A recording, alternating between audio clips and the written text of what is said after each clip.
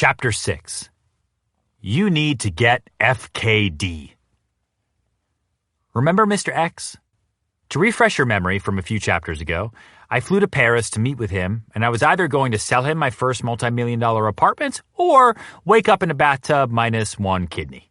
You recall that story ended happily. Eventually. After a lot of drama and what felt like years of back and forth, I made my first really big sale, and I got to keep all my internal organs. I felt unstoppable. Once this deal went through, I couldn't wait to slide headfirst into my rightful role as a star real estate broker. Except no one was responding to my ads, calls, or the postcards I sent out. I wasn't having any luck with new clients I met on the street. I wasn't able to close a single deal. What was happening? Doesn't everyone understand? I flew to Paris and played drinking games late into the night to get a contract signed? That's dedication. But after selling Mr. X his apartment, I entered a very long dry spell. The next 4 months were scary and disappointing. Why wasn't this working? Was I not as great a broker as I thought I was? Maybe that one deal wasn't the career maker I thought it was, and instead it was just a fluke, an outlier. A random and crazy transaction that never should have happened in the first place. Every unreturned phone call sparked a new wave of self-doubt. I had an opportunity to get out of the city for a while. I went on a trip to Mexico with my family. My spirits lifted as soon as I saw the beach. I spent the day swimming and lying in the sun. If my career was over, I might as well enjoy the glorious beaches before I moved to Colorado to spend the rest of my life prodding cows on a ranch. But the sun is a sneaky bitch, and I have a terrible habit of underestimating its power. Later at dinner, my sister looked at me and said, are you okay? Oh my God, can she tell I haven't sold anything in 4 months just by looking at me? Ryan, what's up with your face? Huh? Now that she mentioned it, my face was feeling kind of tingly. By the main course, my face had erupted in blisters and felt like it was frozen shut. I was sunburned so badly I had to stay in my hotel room watching telenovelas, cloaked behind a dark curtain and a thick layer of 2.5% Mexican hydrocortisone cream. After 3 days, I decided to brave the outdoors and go to the movies. I'm watching Mr. Popper's Penguins dubbed over in Spanish, glad I can't understand any of Jim Carrey's jokes because my face would not be able to withstand the pain of laughter when I get an email on my phone. Hi, my name is Maximus. I have a postcard here from 2009 I've saved for a while. Are you still a broker? I have an apartment I want to sell on the 69th floor of the Park Imperial on West 56th Street. It faces Central Park. Please call me back. Dios mío. I would have smiled from ear to ear if it wouldn't have made my face bleed. Is this for real? The Park Imperial was a mythic building. I'd heard tales of its magical, sparkling, and ultra-expensive apartments. This was a great opportunity, and the timing was awesome. I was excited, sure, but then I remembered my face. Until literally a few minutes ago, I was back in that place I vowed I'd never be in again, worried about how much longer I could afford rent in New York City before I had to move home. I remembered how excited I felt after closing on Mr. X's apartment just a few months before. I had gotten a taste of how amazing a sales career could be, and I wanted more. But nothing happened. I got lucky when Mr. X had randomly emailed me, and now I had an awesome opportunity because a guy saved a postcard I sent out 2 years ago. But did I want to be the broker who waited around for things to get dropped into his lap? At this rate, I'd sell 1 or 2 homes a year. Maybe. That wasn't good enough. Why was I waiting for people to come to me? Why wasn't I creating my own opportunities? As I took a final lick of a mango chili-flavored Mexican lollipop, I realized that I felt empty inside, and I recognized that feeling. It was the broke, scared, lonely feeling I had that day on the subway. Except now, it was a little different. What if that emptiness was just my body and mind's way of telling me I had room for more? Maybe that emptiness was really hunger.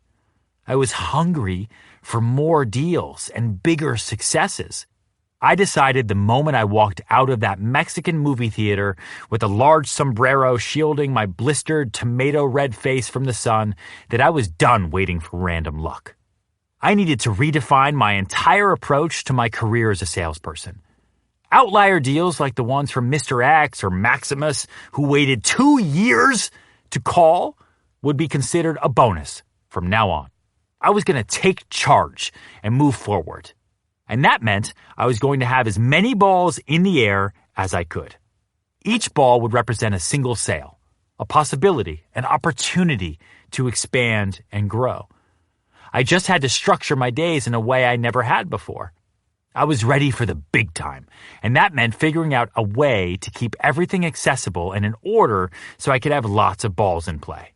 This was going to be fun. Time stealer versus time manager. How to manage your workload. There are countless books and workshops on how to be a successful salesperson. What frustrates me is that none of these books discusses exactly what a salesperson can do with their day and their time to improve sales and productivity. A lot of the advice includes cliches like, be happy, follow your passion, and you'll never work a day in your life. How is that advice helpful in any way? Time is our only asset as salespeople. There are only so many hours in the day to work with as many clients as possible. So how do we maximize our waking hours to sell more? Growing up in a disciplined household where there were rules and structure gave me a big advantage when it came to time management. I've learned that most people who say they are busy aren't busy. They're stressed out, overwhelmed, and not managing their time properly. So they announce, I'm busy, la-di-da. People aren't busy. They're bad time managers. Unless you are a cardiac surgeon who is in the middle of reattaching the right ventricle of someone's grandfather's heart, you're really not that busy. You can probably take a call or answer a text. The cardiac surgeon, probably not. You are doing yourself a huge disservice if you don't manage your time properly. If you're not careful, your poor time management will also impact other people. Because when you don't do your job right, you often have to drag other people in to fix things. And you know what that makes you? A time stealer. Time is a bitch, and it moves very, very fast. If you're a salesperson who has ever thought, oh my God, I have so much to do. What should I do? When should I do it? But whoa, the day is already over and I'm in bed again. Then listen carefully, because this chapter is going to help you take back your time. You can do more with your day than you think you can. I promise. Ryan's day. I probably do more in the early hours of the morning before most people have poured their first cup of coffee. My day actually starts the night before in my brain. It usually goes something like this. 11 p.m. Email's cleaned up. Calendar is set. Wait, there's another email. Answer it. Check on deals. Kiss sleeping wife. Plug in phone. Close eyes. Ready, set, sleep. 4:30 a.m. Did I go to bed? Yes, I did. Get up, pee, check pulse. I'm alive. 4:33 a.m. Read Daily Mail, New York Post, the important stuff. 5:04 a.m. Make oatmeal, drink water. 5:05 a.m. Wait on microwave. 5:06 a.m. Oh my God, it's still so early. 5:08 a.m. Actually eat oatmeal. 5:15 a.m. Check email. Respond to emails that came in overnight so that people know I'm up before them and ready to dominate. 5:30 a.m. Go to gym. 6 a.m. Gym selfie, post to Instagram. 7 a.m. Shower, shave, face or legs or both. 7:29 a.m. Kiss Amelia goodbye. Grab her inappropriately as I'm running out the door. 7:30 a.m. Get in car with Yuri. Ready, set, go. Off to the office or first appointment. 8 a.m. My finder hour in the office. Sirhant's secret number 13. Your morning should always start the night before. Wake up knowing exactly what your day entails and what challenges you're facing. I am hardly the first person to believe that getting up early improves productivity and increases profits. It's unlikely that Tim Cook gets out of bed around 11 a.m. and shows up at Apple around noon. The earlier you get up, the more time you have to conquer the world. This is not news. But there's another reason I drag myself out of bed and march myself over to the gym before the sun comes up. It means the hardest part of my day is over by 6:30 a.m. Physically, I've survived the pain that is a 300-pound deadlift superset with a 300-meter skier sprint, and even though my mind was trying to tell me there was no way I could do more burpees, I prevailed. While I never know what challenges the day will throw my way, I know that if I manage to do 500 sit-ups, I can certainly handle a buyer who is freaking out or a seller who is screaming at me on the phone because it's my fault no one likes his Star Wars-themed kitchen. What's the hardest thing you have to do? Stop listening and do it now. It's human nature to want to ease into your day.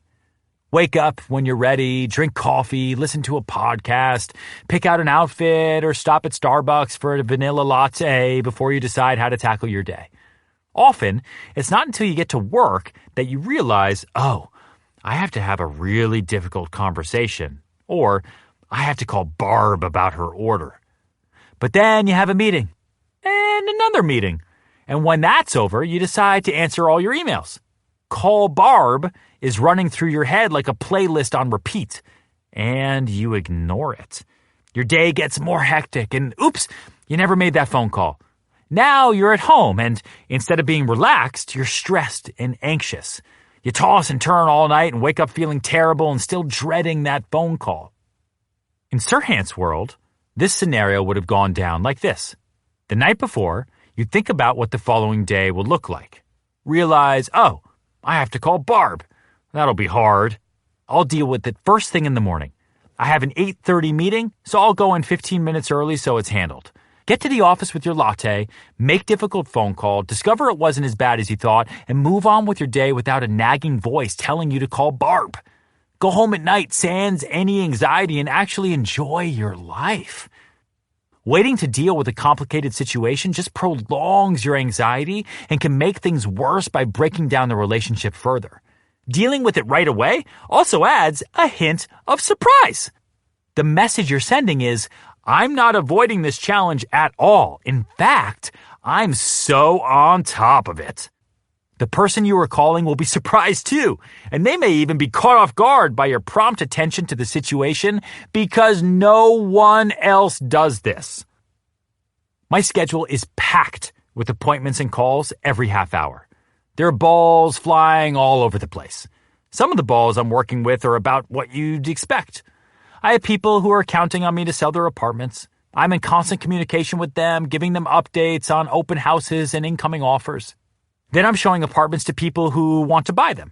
I'm keeping them posted on any new listings. I'm taking pitch meetings with developers so that my business is always expanding, and I have a team of 60 agents who need to be able to reach me.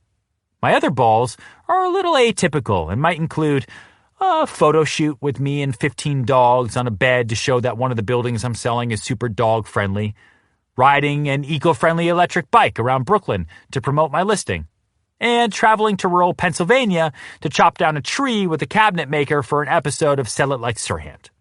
If that sounds chaotic to you, it's because it is. We've all heard the saying, from chaos comes order. I see it differently. From chaos comes sales. Sirhant's secret number 14. Don't be afraid to push yourself to take on more. If you're the one who creates the chaos, then you can control the chaos. I know that every single thing I do today has an impact on tomorrow. It's all about setting a bigger foundation so that I will sell more, get new clients, and land more deals. I'm not happy unless I go to bed happily exhausted. There are the same 24 hours in my day as there are in yours. I put in the work and stay focused. And I've learned that the key to success is to break down your day into 3 distinct categories. The finder, keeper, doer method. I'm not interested in making one single sale, even if it's gigantic. If you're thinking of your business or work as selling one thing, then this is probably not the book for you. One sale is a job. Selling is a career. If you want to have an insanely successful career selling, you need to have a lot of balls in the air at all times. A lot of potential sales means a lot of balls. The more balls, the more sales, the more success. When I got back from Mexico and my face had returned to normal, I understood that I needed to do much more than I was doing to grow my business. What could I do differently to be successful? Especially since my entire company was just me. I realized I needed to wear 3 distinctly different hats to grow my business. I couldn't just toss on a baseball cap that said boss and expect my business to undergo a mythical transformation. Being the boss or CEO wasn't enough. Success required financial planning and work. That's when I began dividing my workday into 3 sections: the finder, the keeper, and the doer. This was a watershed moment for me as a business person. Was this what Thomas Edison felt like when he finally got his fucking light bulb to work? Probably. The finder. When you're wearing your finder hat, and that's a strictly metaphorical hat, you're working to create new business. You're taking pitches, working a sphere of influence, and making decisions about how to steer the business forward. The finder thinks about the business as a whole movement. The finder must expand the company's Rolodex. The keeper. When you're wearing your keeper hat, you are focused on the financial profile of your business. The keeper is in charge of economic forecasting, paying taxes, strategizing on how to complete tasks efficiently, creating budgets, and making decisions about how much the company will spend on advertising and marketing, etc. When you want to set goals for yourself, your team, or your business, reach for your keeper hat. The keeper understands that those goals must be realistic and needs to know what must happen in order to reach them. The keeper also budgets time, because time is currency for salespeople. How much time should you devote to pitching a new client or pitching a product that isn't moving? The doer. The doer carefully executes all the work that the finder has brought in and the keeper has strategized and budgeted for. The doer leads the business to victory. For my team, the doer sets up appointments, handles showings, runs open houses, and processes applications and contracts. The doer's work is the day-to-day work that needs to happen for you to be successful. Going back to the office after my trip to Mexico with the finder, keeper, doer method jotted down on the back of an airplane barf bag helped my head feel like it was attached to my shoulders once again. I didn't have a crystal clear plan about what I was going to do, but I felt like I had taken an important step as an entrepreneur. I wasn't waking up lost anymore.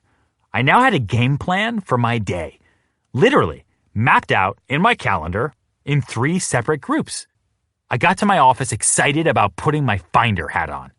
That meant I was gung-ho on finding new business as the finder of my company. It meant that I needed to take steps to create relationships and locate new developments, because the finder specializes in the art of expansion. Forever. If the finder doesn't do that, the keeper has no projects to manage and no money to budget or spend, and the doer won't have any work to actually do. It all trickles down from the finder. I was mostly still doing rentals at the time, so I decided I would create relationships with some landlords. I cold called them to introduce myself as someone who would do a great job renting out their apartments. Fueled by my new role as the finder, I also cold called some for sale by owner ads, even though it was as terrifying as that time I asked Liz Joes to the prom. In my first week as the finder, I managed to get an appointment with a couple selling an apartment at 401 East 60th Street. The apartment had been decorated by Madonna's interior designer, and everything inside was turquoise. When they asked me what properties I had sold previously, I had to confess that I had no experience. Yet.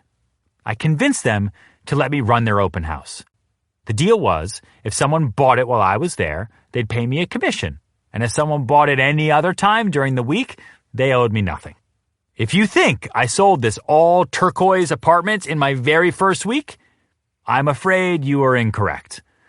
They ended up hiring a broker with 20 years of experience. It didn't matter. I still felt good about myself. I had put on my finder hat and reached out for business in a calculated and structured way, something I had never done before. I had little money, but had made deliberate choices about how much money and time I would spend on the turquoise apartment. With my keeper hat on, I decided that I could afford to spend $200 on advertising and taxis, and I could dedicate about 10 hours each week showing the apartment. This helped ensure that if I sold it, I would make a good profit. Before developing my finder keeper doer method, I just worked in doer mode, only thinking like a finder here and there and definitely never thinking like a keeper. These 3 stages of work are going to look different depending on where you are in your career. If you're in the early stages, most of your day will be spent doing doer work, like I did. That's fine. But you must still block out time for finder and keeper work. Maybe you get into work an hour earlier than everyone else, or use your lunchtime, or force yourself to stay awake after you put the kids to bed. It doesn't matter when you do it, but you need to devote finder time to creating relationships and steering your career forward, and keeper time to making decisions about your financial profile if you want to sell more than anyone else. As you increase your sales, the amount of time you spent doing finder, keeper, and doer work will shift. This is what getting FKD might look like for you. Finder work. Do anything you can to find relationships. From talking to people on the street, to cold calling, to going to 3 different gyms. Make a vow to meet potential clients every single day. Give yourself a specific number and get their contact information. Later on, as you start to establish relationships, you can use current relationships to cultivate new ones. Let your clients know how much you appreciate referrals. Referrals from people you've worked with in the past are the best. Also, leverage successes you've had into new projects. For example, once my team started to sell out entire buildings, we were able to leverage that success into getting more buildings to sell. Keeper work. It doesn't matter how much money you have to work with. You must immediately start making decisions about finances if you want your business to grow. How much will you spend on marketing? What are your goals? How will you meet those goals? I had very little money to work with in the beginning. For every paycheck I received, I saved 50% for taxes, as sure as death, 40% for rent and food, and the remaining 10% went back into the business. I used that 10% to make postcards or maybe place one ad. Find a scenario that works for you, but always make sure you're investing back into your business. As business starts to pick up, you can strategize about other ways to use the money. Should you be buying gifts for clients or taking them to dinner? Depending on your ultimate goal, as you grow bigger, you'll need to make decisions on a larger scale. Today, I budget for my team, and I'm making decisions about advertising costs, marketing materials, staging, team outings, and lead generation. How to set goals you will actually reach. Setting goals is crucial to your success, and it's an important part of the keeper work. Reaching those goals? Even better. I've learned, though, that most salespeople do not set themselves up for success when setting goals. I love big goals, but not unless they are accompanied by a realistic plan to help you get there. I can't tell you how many times I've met with new team members to set goals and had them excitedly say, "I'm going to make $1 million this year." My response, "That's great. How will you do that?" Then we start to break down the numbers and look at how many apartments they will have to sell and at what price point to make that goal. Suddenly, they're feeling less excited. And that's the opposite of what a goal should do. Goals should inspire you. When you set a goal for yourself, say earning $100,000 in a year, break down exactly how much you'd have to sell in order to reach that number. Be honest. Is it reasonable? If it's not, scale back. Nail your goal and plan to move the needle even further next year. Doer work. Doer work can be everything and anything. Turning on lights, sending emails, answering the phones, opening mail, placing ads, licking stamps, putting postcards in mailboxes. Whatever work has to be done to get the deal made. I did everything from ordering Twizzlers in bulk to showing apartments, to painting apartments, to staging apartments, to measuring apartments to make sure a couch would fit, to taking out the garbage when a seller forgot to. For you, it might mean paperwork and contracts. Whatever work it takes to support the deal. If you're just starting out, the bulk of your day will be filled with doer work, and that's fine. As you grow, you will spread into the finder and keeper mode, but chances are there will always be a little bit of doer work in your life. Eventually, you may have an amazing team who takes care of the doer work. Now that my days of ordering Twizzlers are behind me, mostly, I am able to focus on creating pitches, negotiating, maintaining contact with developers, managing my team and admins, and writing a book. Let me save your sanity. I wore all 3 hats for a long time. While today I wear my finder hat more than when I first entered the sales business, I certainly pop on the keeper hat and the doer hat every day, but for much less time. My doer work has transitioned from bugging a landlord for keys to a 5th floor walk-up in the East Village to sitting down with a developer and an architect to plan what types of apartments we will build in a 200,000 square foot condo building. How many 1-bedrooms, 2-bedrooms, and 3-bedrooms will the building have? But just because your career is in the full-on 3-hat wearing stage doesn't mean you can't outsource some of your work. Human beings cannot be in more than one place at a time. I wish this were not the case. When I was doing rentals, it wasn't unusual to have several appointments for showings at the same time. If I could clone myself, I could do 3 showings at once and potentially triple my income. But I majored in theater and knew nothing at all about somatic cell nuclear transfer, so I'd ask another broker in my office to help out.